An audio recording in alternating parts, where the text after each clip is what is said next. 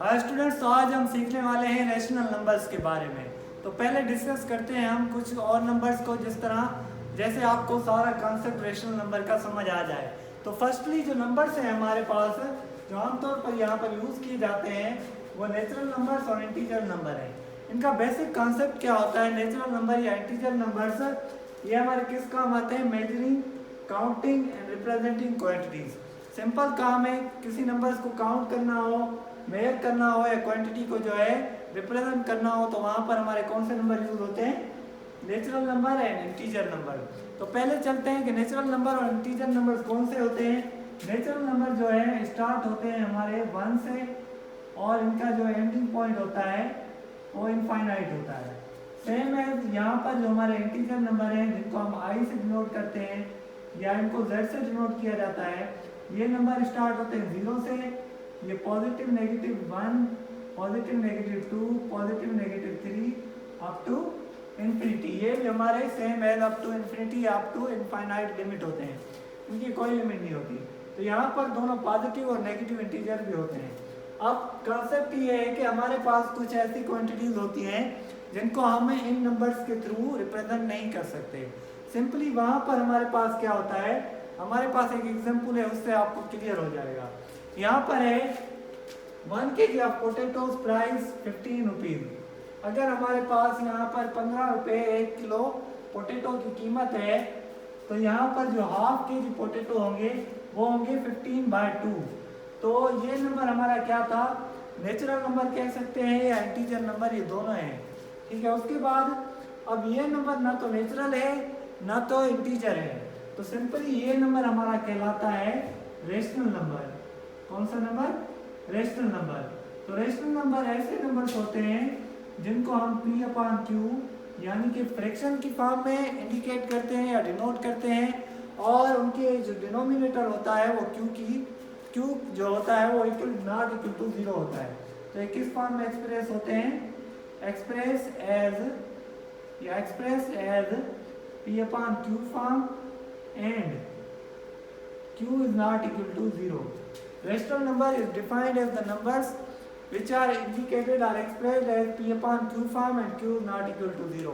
इसमें क्या होता है, हम इन नंबर्स को फ्रैक्शन की फॉर्म में इंडिकेट करते हैं या डिनोट करते हैं, और इनका जो डिनोमिनेटर होता है, P हमारा न्यूमिनेटर है, Q हमारा डिनोमिनेटर है। यहाँ पर डिनोमिनेटर जो होता है नॉट इक्वल टू 0 होता है। इसकी वजह क्या है? अगर आपके डिनोमिनेटर में 0 आ जाए, यहाँ पर मैं एक एग्जाम्पल ले रहा हूँ, जिस तरह मेरे पास एक नंबर है 7/0, तो इसका रिजल्ट क्या आएगा? अब ये रेशनल नंबर है या नहीं? ये रेशनल नंबर नहीं है, और इसका मैथमेटिकली जो रिजल्ट आएगा वो आएगा इन्फिनिटी।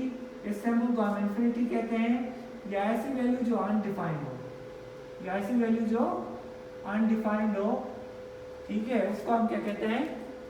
अगर आपका इन्फिनिटी या 0 रिजल्ट आ जाए, इन्फिनिटी अनडिफाइंड रिजल्ट आ जाए, तो इसका मतलब है कि आपके पास डिनोमिनेटर में 0 है। तो सिंपली यहाँ पर डिनोमिनेटर में हमने 0 कभी नहीं रखना। अगर 0 रखेंगे तो रिजल्ट इन्फिनिटी या अनडिफाइंड आएगा, जो मैथमेटिक्स में जो हम इजीली डिफाइन नहीं कर सकते, इसकी वैल्यू कोई भी डिफाइन नहीं है। उसके बाद यहाँ पर चलते हैं मजीद एग्जाम्पल पे, रेशनल नंबर पे।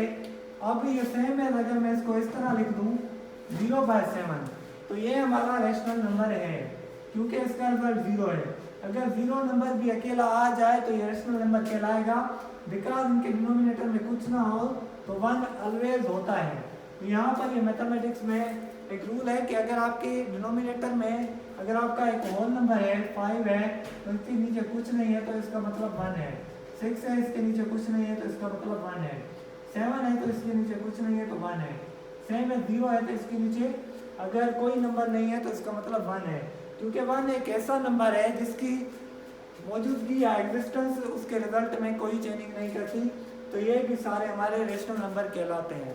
तो इसके मजीद एग्जाम्पल ये हैं 8/9, 7/6, 2/3, -5/8, -3/4। ये सब के सब क्या हैं? रेशनल नंबर हैं, Rn है। तो सिंपली रेशनल नंबर जो है हमारे कौन से नंबर्स होते हैं? ऐसे नंबर्स जिनको P/Q यानी कि फ्रैक्शन की फॉर्म में डिनोट किया जाए, और जो Q होगा वो नॉट इक्वल टू 0 होगा। अब चलते हैं रेशनल नंबर की क्लासिफिकेशन को डिस्कस करते हैं। रेशनल नंबर हमारे दो टाइप्स के होते हैं। फर्स्टली एक इंटीजर्स होते हैं और दूसरे हमारे फ्रैक्शन फॉर्म में होते हैं। इंटीजर्स में फिर जो है मजीद इसको क्लासीफाई किया गया है। एक होते हैं नॉन नेगेटिव इंटीजर्स और दूसरे होते हैं नेगेटिव इंटीजर्स। इंटीजर्स मैंने आपको पहले ही बता दिया। इंटीजर नंबर कौन से होते हैं, यहाँ पर 0, positive negative 1, positive negative 2, positive negative 3। तो यहाँ पर हमारे पास नॉन नेगेटिव मतलब पॉजिटिव ही आ गए, यहाँ पर नेगेटिव मतलब या नेगेटिव इंटीजर्स। अगर आपको कहा जाए नेगेटिव इंटीजर्स को लिखें तो z इनवर्स या z की पावर -1 लिखना है और यहाँ पर इस तरह लिखना है -1, -2, -3, ये सब के सब नेगेटिव इंटीजर है। अगर सेम एज आपको कहा जाए पॉजिटिव इंटीजर लिखें तो यहाँ पर पॉजिटिव इंटीजर कौन से होंगे, सेम एज नेचुरल नंबर, जो सेम आपके नेचुरल नंबर है उनको ही हम पॉजिटिव इंटीजर कहते हैं। 1 से स्टार्ट होते हैं और जो एंड होते हैं इनका इनफाइनाइट होता है या ये लिमिटेड नहीं होते। उसके बाद ये सिंपल हमारे जो नॉन नेगेटिव इंटीजर है इनको 0 इंटीजर और पॉजिटिव इंटीजर में जो है हम मजीद क्लासीफाई करते हैं। इस तरह के रेशनल नंबर्स का बेसिक कॉन्सेप्ट ये है कि अगर आपको डिवीजन में कोई चीज़ डिनोट करनी है, ये डिवीजन में किस चीज़ का आपने जो है पार्टीशन करने हैं या उसको फ्रैक्शन के फॉर्म में इंडिकेट करना है, तो आपका जो रेशनल नंबर का कॉन्सेप्ट है वो यहाँ पर यूज होता है। तो इन नंबर का जो काम था वो सिंपल क्या था, सिंपल काउंटिंग वेयरिंग जो क्वांटिटीज को एक्सप्रेस करना था वो था।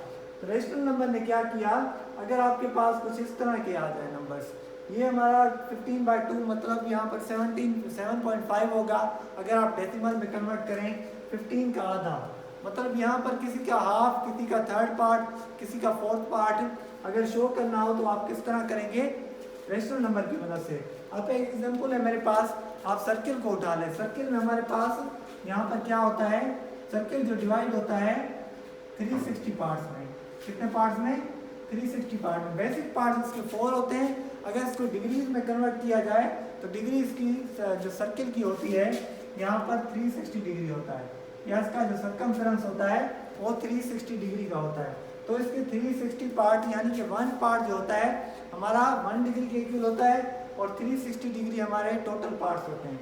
अगर मैं कहूँ मुझे 1 पार्ट इंडिकेट करना है तो मैं क्या करूँगा, 360 डिग्री यहाँ पर लिखूँगा और 1 डिग्री ऊपर लिखूँगा, मतलब 360 डिग्री का 1 पार्ट। मतलब इसके हम 360 का अगर मुझे 25 पार्ट को शो करना है तो 25 डिवाइडेड बाय 360 डिग्री।